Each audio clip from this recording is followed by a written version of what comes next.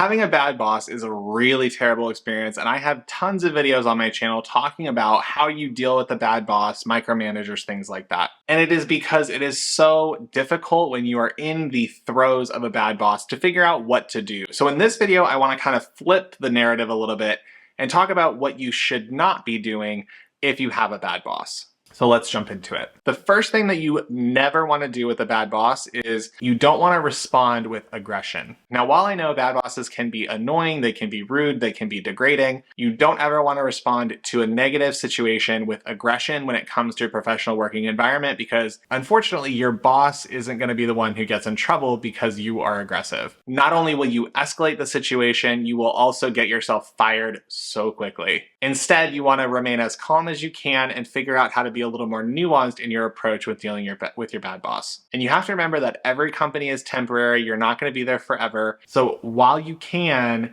don't punch your boss in the face. The second thing that you do not want to do is you do not want to complain to your coworkers. Depending on your working environment, depending on the dynamic of your situation, most of the time, bad bosses are allowed to exist within toxic organizations, which is why when you're on YouTube, you see a lot of creators, me included, talking about bad bosses, talking about toxic working environments, because they often go hand in hand because one cannot exist without the other. And oftentimes they perpetuate. Now, what that means when it comes to your coworkers is your coworkers are also part of this kind of blob. They're part of this shared same experience of working in a bad company culture, where oftentimes bad company culture escalates people who tattletale, who are not ethical, who don't have really good behavior. If you don't really trust your coworkers, which some coworkers you can trust, I have tons of friends that I've made in toxic companies who I still talk to this day.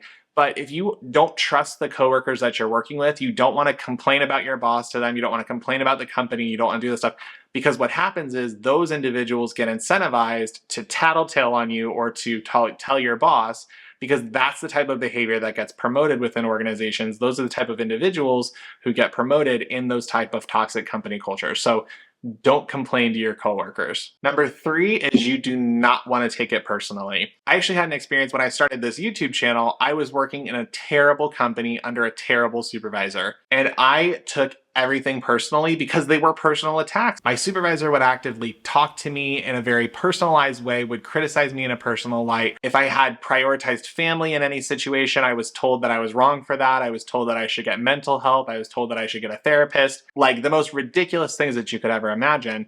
But the thing is, you don't want to take anything from your professional life and take it and put it personally, because what happens is when you start to merge the two, or when you start to take what happens at work and internalize it or make it personal, it gets really difficult for you to kind of work your way out of that depression or that funk that is created even after you leave your company. So what happened with me is I took a lot of things personally, and then when I left the company, I took that stuff with me because I had internalized it.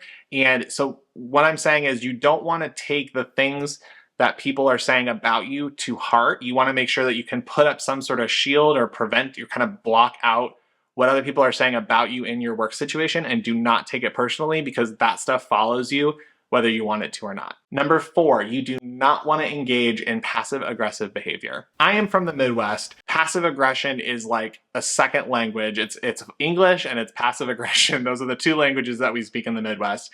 And what you find is being passive aggressive only feeds more passive aggression. So when I moved from the Midwest to New York City, where passive aggression is not something that's very common, I was shocked to find out that if someone had an issue with me, they were just very direct, not aggressive, but they were very direct with me and saying, this is a problem, we need to fix it. And the more that you can be direct with your coworkers, the less that you facilitate passive aggression, and you start to see it kind of whittle away or die out, because that level of passive aggression can't survive with direct communication. So just keep that in mind. If you are experiencing a lot of passive aggression, the last thing that you want to do is be passive aggressive. You want to be as direct as possible without being aggressive or confrontational. The fifth thing that you do not want to do is you do not want to quit without having a plan. I know it is very tempting to just say, I give up, I'm moving on, I don't want to deal with this anymore. But if you are tempted to do that, make sure that you have some sort of plan in place, whether it's how am I going to pay for my bills, what's my backup plan, maybe I have a part-time thing that I can do on the side, whatever that looks like. You want to make sure that you have some semblance of a plan before you leave, even if the plan is not as grandiose, or maybe you're not getting paid as much, or you don't have as much free time.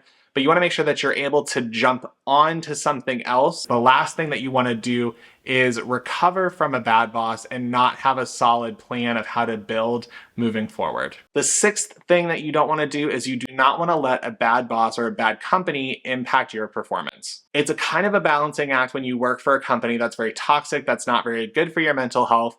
Oftentimes you're less likely to work hard, you're less likely to have positive outcomes, and maybe not very good performance either. The thing that you want to avoid with working with a bad company is letting it impact your performance. If you find that you are oftentimes finding it difficult to work, or you're finding it difficult to move forward, it's because you're emotionally not invested in the work.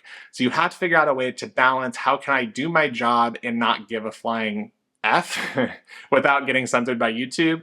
How can I move forward with my job and not care while still making sure that I'm hitting my numbers and hitting my metrics? Because the last thing that you want to do is get fired from a bad job, because then you're not only having a terrible experience with your company, it also takes you that much longer to recover and to figure out, how am I going to get back on my feet? What am I going to do? Where am I going to work? It's like extra levels of stress. It kind of was similar with the step before, where if you don't want to quit without a plan, you don't want to find yourself without a job because you hated your job. And so you want to just make sure that you have some semblance of, I can do my job, I can get the things done that I need to, and still be able to figure out what my next step is going to be outside of the organization. And the last thing that you do not want to do when you work with a bad company is you do not want to do it alone. The worst thing that you can do, genuinely from my core, the worst thing that you can do if you work for a bad company is doing it alone. Feeling like you have no one else that you can reach out to, you don't have anybody else that you can contact. At minimum, and I'm putting this invitation out there, at minimum, if you feel like you don't have anybody else that you can talk to, leave me a comment below. I will chat with you until my fingers are sore from typing. I don't want anyone to feel like they're going through this bad situation alone. And what that means for you is, you can chat with me on YouTube, you can get a community of people put together, you can have your family as a support network, your significant other as a support network. I have a dog, you can use your dog as a support network. You just don't want to feel like you're in this alone, because there's nothing more, in my opinion, nothing more unsettling than feeling like you don't have an outlet to kind of just vent or get your company out of your mind. Because a job is just a fraction of who you are, it's a fraction of what you do, and you shouldn't feel like you're on an island by yourself when you're there. And while we're at it, check out this video that I have about 6 toxic phrases that bosses always use. And with that, I will see you on the next one.